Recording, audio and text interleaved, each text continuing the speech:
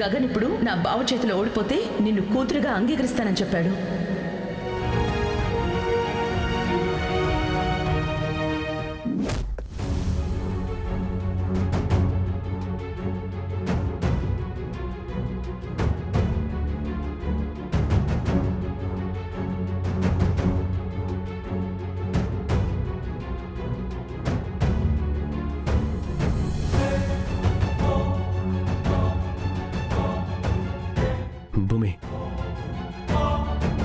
భూమినితో కొంచెం మాట్లాడాలి.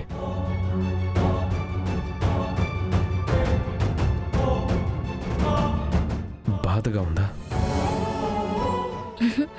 లేదు బావా, చాలా సంతోషంగా ఉన్నాను. భర్తగా నువ్వు గెలిచావు కదా. నీకు నా గెలిపే కనిపిస్తుంది, కానీ మీ నాన్న చేతిలో నేను ఓడిపోవాలనుకున్నాను.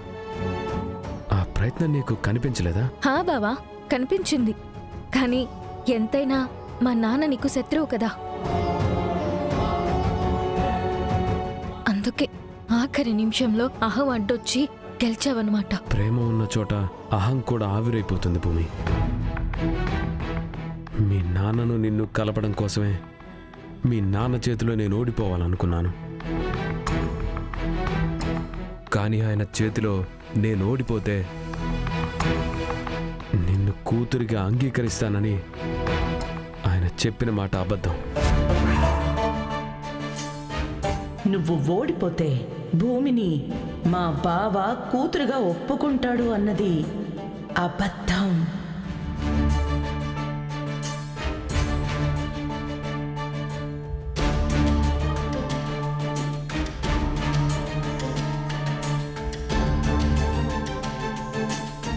ఏంటి బావా నువ్వు చెప్పేది?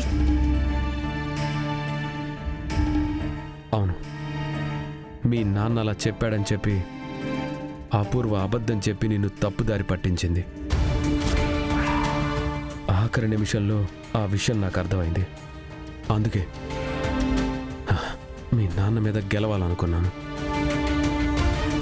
అది కూడా నీకోసమే.